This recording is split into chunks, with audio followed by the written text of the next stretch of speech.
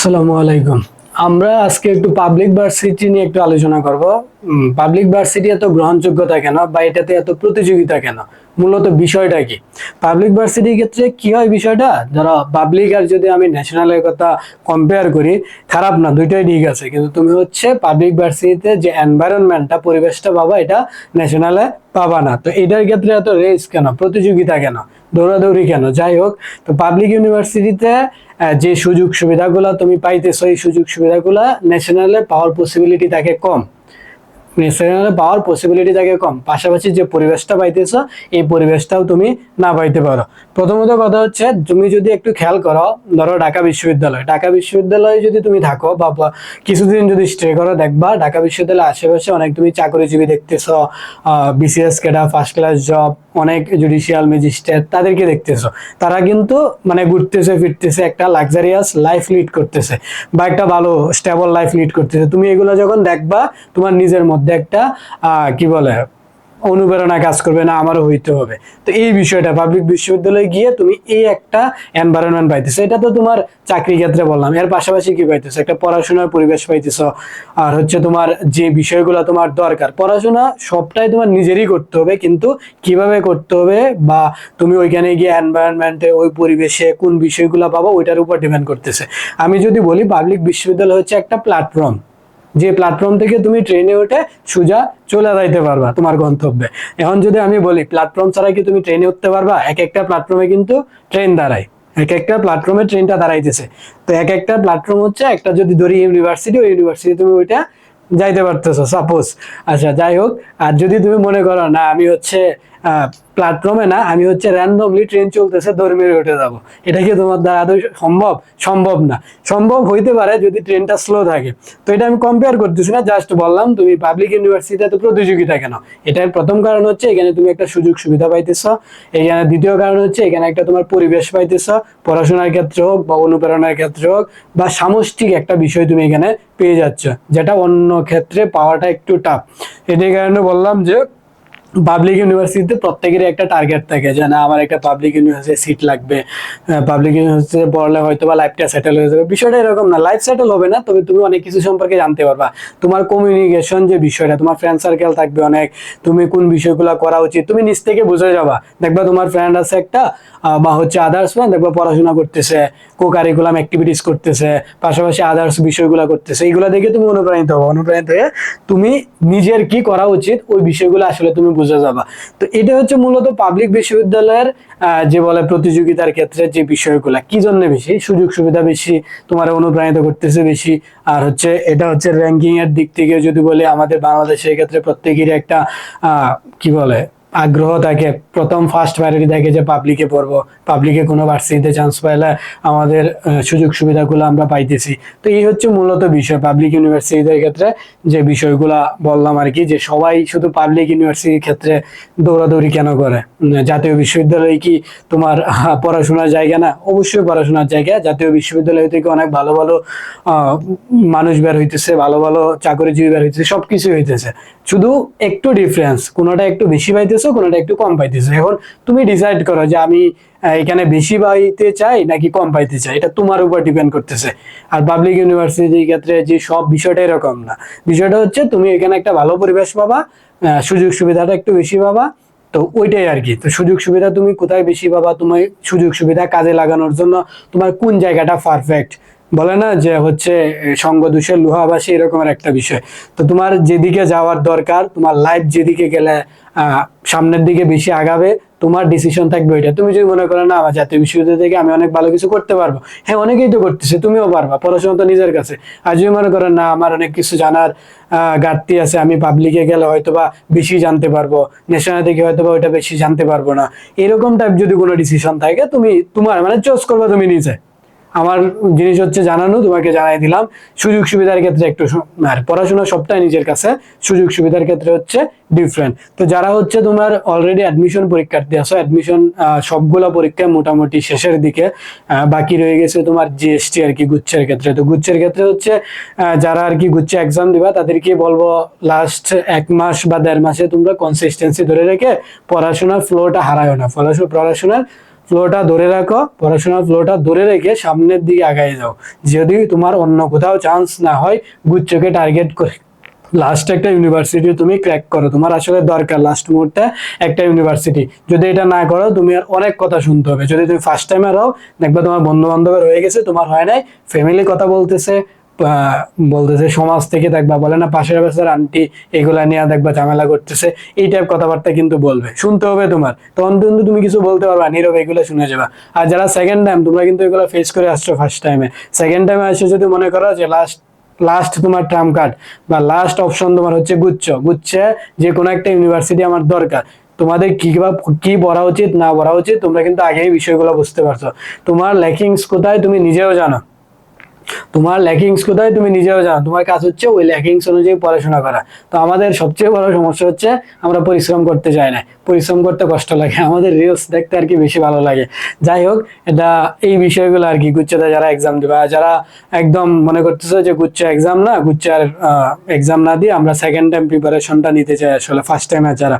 তো সেকেন্ড টাইমের ক্ষেত্রে তুমি প্রথমত তোমার মেন্টালি সেট আপ নিজেরা করে নিতে হবে। ফার্স্ট টাইমে যেহেতু কোথাও হয় নাই বা ধরো হলো না কোথাও, তো সেই ক্ষেত্রে তোমার সেকেন্ড টাইমের ক্ষেত্রে কি হবে, সেকেন্ড টাইমের ক্ষেত্রে তোমার মেন্টালি কিছু প্রেশার আসতে পারে।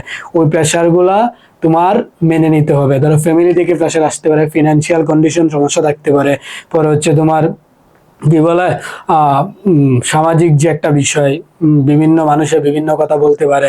দেখবে এলাকার মধ্যে 5টা ছেলে থাকলে 2টা যদি চান্স হয়, 3টা যদি না হয়, দেখবে ওই 2টার জন্য 3টারে দোষারোপ করতেছে। আর যদি 4টার হয়ে গেছে, একজনের না হয়, ওর উপর তো একদম অবস্থা খারাপ। তো এই হচ্ছে বিষয় আর কি। ধরো স্কুলে তোমার বা কলেজে মোটামুটি অনেকজনের হয়ে গেলো পরিচিত ফ্রেন্ড সার্কেলে, তোমার হলো না, তখন বুঝো তোমার অবস্থাটা কি হবে। তো এই প্রেশারগুলো আসতে পারে, তোমরা যারা সেকেন্ড টাইম দিবা তোমাদের ক্ষেত্রে এই প্রেশারগুলো আসতে পারে। এই প্রেশারগুলা তোমরা একটু মেনে নিবা। ফ্যামিলি থেকে আসতে পারে, ফ্যামিলি বলবে টাকা পয়সা দিব না, হ্যান ত্যান, অনেক পড়াইলাম। তো তোমরা একটু কনভিন্স করবা যে আমি ফার্স্ট টাইম আর পড়ছি। আর যদি তুমি পরিশ্রম করে থাকো, ধরো তুমি পড়াশোনা করছো, ফ্যামিলি এটা দেখছে, ফ্যামিলি কিন্তু কখনো এটা বলবে না যে চান্স পায় না, পড়াশোনা করার দরকার নেই। তারা বলবে না, সে তো পড়ছে, ছেলে আমার পড়ছে বা মেয়ে আমার পড়াশোনা করছে, হয় নাই, অনেক কষ্ট করছে, এটা কিন্তু বলবে। এই যে বলাটা কিন্তু অনেক গৌরবের। তোমার প্রথমবার আল্লাহ সহায় হয় না, ভাগ্য সহায় হয় না তোমার, এটা তো সমস্যা হইতেই পারে, মানুষের সমস্যা হইতে পারে না, প্রথমবার হয় নাই, ভাগ্য সহায় হয় না বা কোথাও লেখে ছিল, কিন্তু তুমি যে এই যে একটা কমপ্লিমেন্ট পেলা যে না আমার ছেলে বা আমার মেয়ে পড়াশোনা করছে, ও তো অনেক পড়ছে কিন্তু হয় নাই, ভাগ্যে নাই হয়তো বা সামনে ভালো হবে। তো এই যে তুমি একটা কমপ্লিমেন্ট, এটাও কিন্তু অনেক কিছু, তোমার মা বাবা প্রাপ্তিটা স্বীকার করতেছে। তো তোমার কাজ হবে, সবাই তো এরকম না, যারা পড়াশোনা করে তারাই কমপ্লিমেন্টটা পাবা, যারা আসলে পড়াশোনা করে না তাদের মা বাবা তাকে উল্টাপাল্টাই কথা বলতেছে বা প্রেশার দিতেছে। তো এটা ক্ষেত্রে বিভিন্ন ডিফারেন্ট থাকতে পারে, ওইটাতে আমরা না চাই। তো এইখানে বিষয়গুলো হচ্ছে এটাই, সেকেন্ড টাইমের ক্ষেত্রে কিছু প্রেশার আসবে, টাকা পয়সা ফিনান্সিয়াল কন্ডিশনের ক্ষেত্রে একটু ঝামেলা করতে পারে, তোমরা কনভিন্স করবা, বুঝাই বলবা। আর কনভিন্স করাও লাগতেছে না, যদি তুমি আগে পড়াশোনা করে থাকো, আবার পড়াশোনার প্রতি তোমার ইচ্ছা থাকে, বাবা মা এমনিতেই দিবে। আমি বর্তমান প্রেক্ষাপটে আমি দেখি নাই আসলে এইরকম ফ্যামিলি যে পড়াশোনার জন্য টাকা দেয় না, খুবই কম আছে, তবে খুবই কম, ওই রকমের দেখাই যায় না। পড়াশোনার প্রতি অনেকেই এখন মোটামুটি বলা যায় যে সচেতন হইতেছে আস্তে আস্তে। আর পাবলিক ইউনিভার্সিটির একটা আলাদা হাইপ আছে বলা যাইতে পারে। তো পাবলিক ইউনিভার্সিটি চান্স পেলে দেখবা এলাকায় যাইতেছো, ধরো তোমার চান্স হলো, চান্স হওয়ার পর এই চান্সটা তোমার বাবা ধরো বাজারে গেছে বা কোথাও গেছে, যাওয়ার পর অন্যের কাছে শুনতে পাইছে বা অন্য বলতেছে আপনার ছেলে তো এখানে চান্স পাইছে, যাই হোক অনেক ভালো হয়েছে।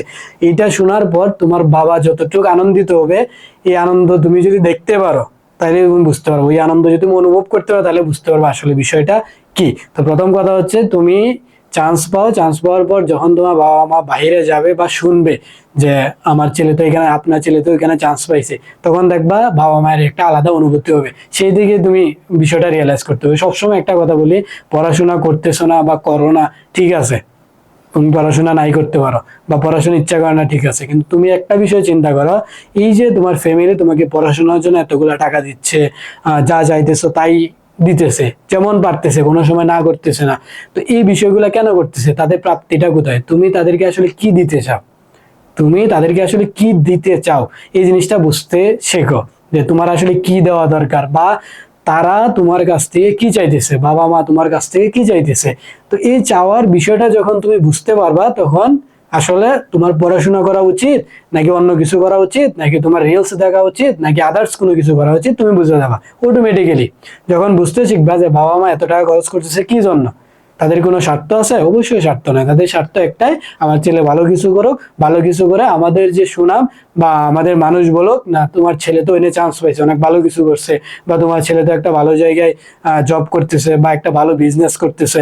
তো এই জিনিসটা যাতে রিয়ালাইজ করতে পারো তুমি, যে বিষয়গুলো বললাম আর কি, এই বিষয়গুলো মেনে যদি আগাইতে পারো আশা করি তোমাদের জন্য আর কি শুভ হবে। পাবলিক ভার্সিটির যে বিষয়গুলো বললাম, পাবলিক ভার্সিটির যে বিষয়গুলো এগুলোতে দেখলে পাশাপাশি তোমাদের কি করা উচিত না উচিত, যারা সেকেন্ড টাইম দিবা, যারা গুচ্ছতে দিবা, তোমাদের এইভাবে আসলে আগানো উচিত। তোমাদের সময় কিন্তু একদমই নাই। তোমরা যখন বাস্তবতার সাথে দেখবা গিয়া নিজেকে, তখন বুঝবা আসলে কোন বিষয়গুলো হচ্ছে তোমাদের সাথে, কোন বিষয়গুলো কিভাবে মানুষ বলতেছে। মানুষ কিন্তু ছাড় দেয় না। মানুষ যখন খারাপ কিছু করবা বা কোনো কিছু হবে না, তখন দেখবা তোমার নিয়ে আদালত বসে গেছে, একদম হাইকোর্ট বসে গেছে, বসে তোমার সমালোচনা করতেছে। তুমি যখন ভালোটা করবা সেম জিনিসটা করবে, এটা নিয়েও তোমার সমালোচনা করবে। তো মানুষের নেচারই হচ্ছে এরকম, আমরা স্বভাবতই এরকম নেচারের। তো তোমরা যারা হচ্ছে এই বিষয়গুলা পড়াশোনা করতেছো, অন্তত এই বিষয়গুলা খেয়াল রেখে পড়াশোনা করবা। আশা করি তোমাদের একটা ভালো প্রিপারেশন হবে।